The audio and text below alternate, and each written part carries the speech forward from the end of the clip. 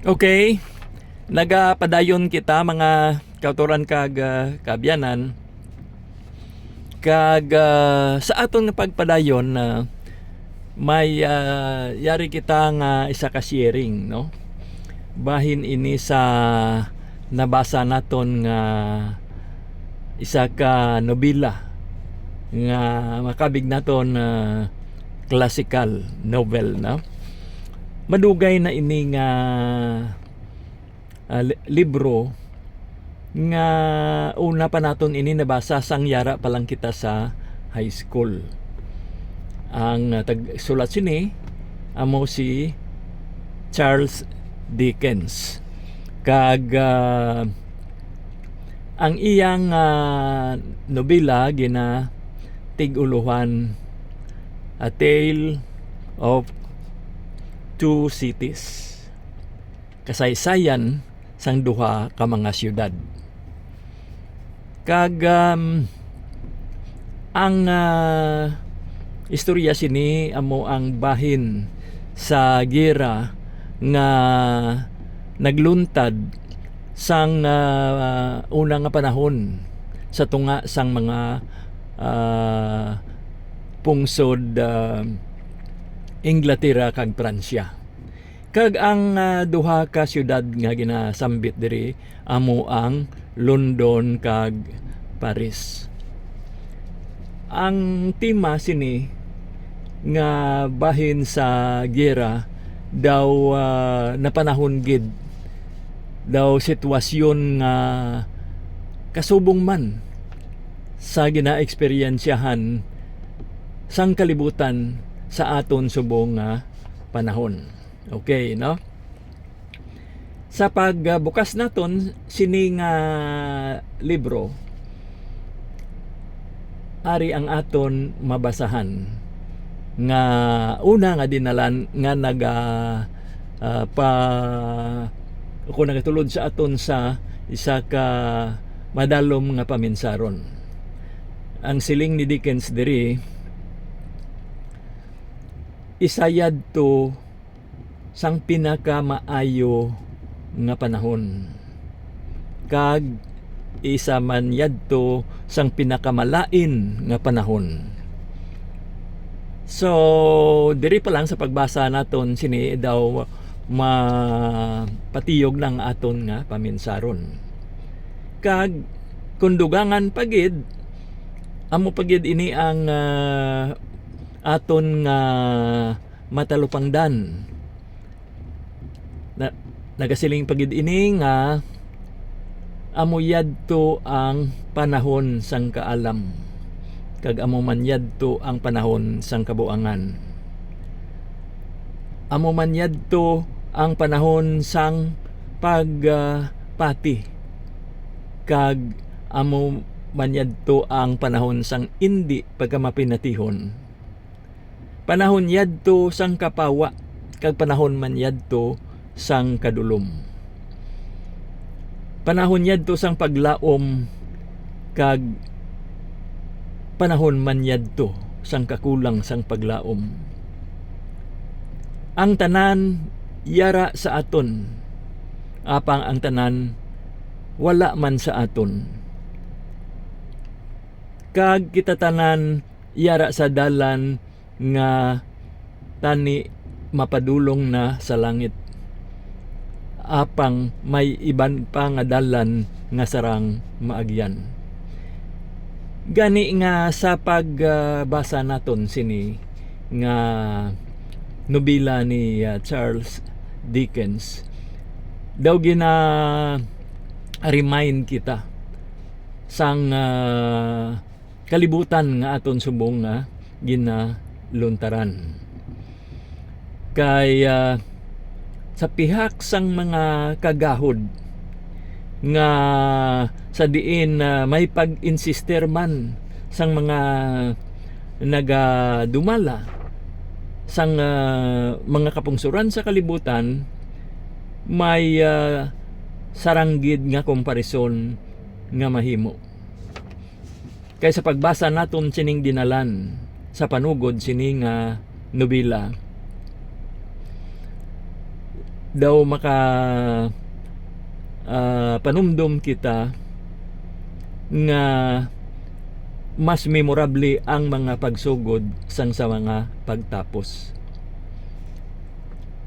Kay pagbukas pa lang naton sang mga pinanid sang libro, ato na makit-an ang isa ka oportunidad para sa antisipasyon. Ano bala ang aton nga paaboton sa pagbasa naton sining nga nobela tubtob nga aton ini matapos. May dako nga pagsugod diri bangod nga antisipar naton kung ano ang pagtapos. Kag daw ginabasi-basi naton kung ano ang pinakamaayo kag ano ang pinakamalain. Kag diri aton nga matangla ang aton nga mga pananawan sa kung ano ang kompromiso sa aton nga pagkabuhi diri sa kalibutan.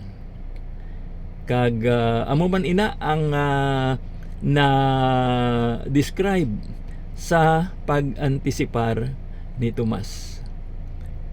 Kay ang Ginoo nagtugyan sa iya sa isa ka duog nga iya man naibalan kundiin ang alagyan pakadto dira. Kag bisan pa nga iya ina nahibalan, si Tomas nag-insister nga hindi niya klaro nga na-determinar ina nga alagyan. Kag ang pagdesider kung diin nga direksyon magsugod, amo man ang hindi niya nga sarang madesidihan. Apang dumdumon aton nga sa sini nga leksyon, ang husto nga direksyon wala naga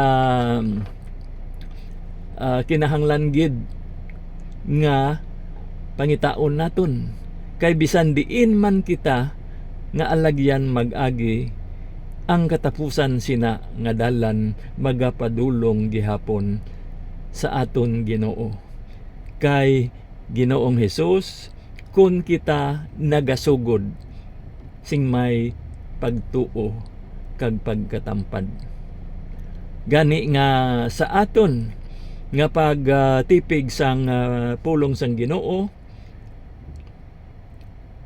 aton dumdumon ang iyang hambal sa aton. Magtuo ka sa Dios kag magtuo ka man sa akon. Kag ina husto ina nga direksyon nga aton nga pagatahakon kun may dalan kita nga pagasuguran sang panglakaton naton. Gani nga sa pagsugod naton nga may pagkatampad kag pagtuo, makapadulong kita sa naulihi nga bahin sang dalan nga sa diin ang Ginoo yara nagahulat sa aton. Madiskubrihan naton nga ang aton Ginoong Hesus hindi lamang kay didto siya sa punta sang dalan nga maabtan naton, kundi siya mismo amo ang dalan.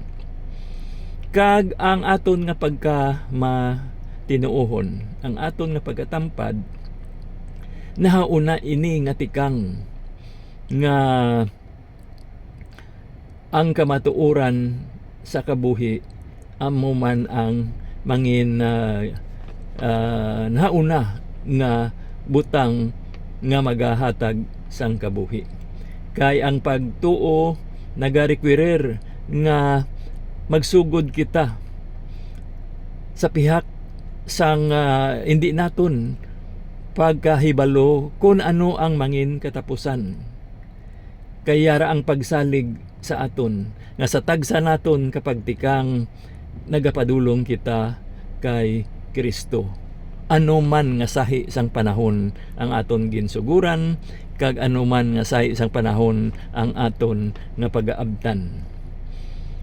Kag wala sa payan nga ang panahon nga aton subong ginaluntaran daw hindi naton makabig nga maayo kundi ang kabaliskaran. Sa gihapon nagalaom kita nga ang maayo amo ang aton nga pagapadulungan.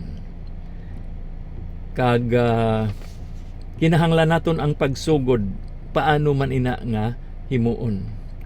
Kay diri sa nobela nga aton nga nabasa na may katapusan gid nga kabalhinan o kung ang equivalency na sang kalibutan nga ang ginaabtan pag-aabtan naton suno man ina sa ginaekspektar naton kung maayo ang aton nga kabuhatan. Gani nga sundo naton ang aton pagtuo sa aton man nga mga pagsugod bisan pa nga wala kita nakahibalo kung ano ang katapusan. Kay makasiguro gid kita nga kung kita nagapanglakaton suno sa aton nga pagtuo kay Kristo, mapiho naton ang katapusan sang aton alagyan nga suno man sa sina nga pagtuo.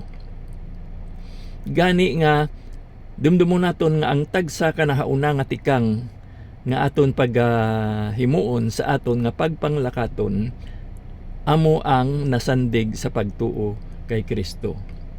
Kay sa aton nga pagpanglakaton, sa aton nga pagsakdag sang aton tinutuyo sa aton nga kabuhi, ang aton nga pagsugod amo ang labing pinaka maayo nga sarang naton mahimo. Agud malambot naton ang aton maayo nga tinutuyo. Kag sa aton nga panglakaton nga sa ulihi makalambot kita sa katapusan nga halintang sa mga ginataklad naton nga mga hagdanan,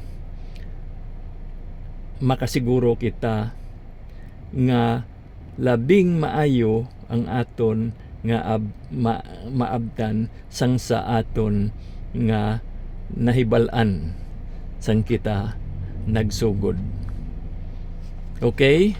So comparison ini no sang nagligad kag sang subong nga sitwasyon. Ayhan sang nagluntad yadto nga kinagubot sang amo yadto nga panahon. Amo man ina ang nagaluntad sa paminsaron sang aton nga mga katulad nga mga katawhan nga ang ila sitwasyon sang una amo man ang sitwasyon naton subong.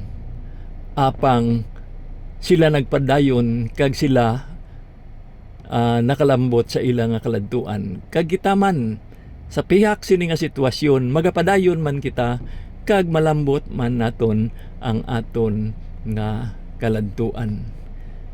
So kung ano sang una ang sitwasyon sang panahon, amo man ina ang sitwasyon sa subong. Kag ang aton nga labing hamili nga hinganiban amo ang aton nga pagtuo. Okay, mga kauturan kag kaabyanan, tiona nga pagapamatian naton ang ikatatlo nga musika nga aton nga napreparar para sa sini nga adlaw nga edisyon sang aton nga programa sa kahanginan. Una nato napamatian ang Salmo 9 nga ginsundan sang Salmo 122 kag karon pamatian naton ang Salmo 91. Okay?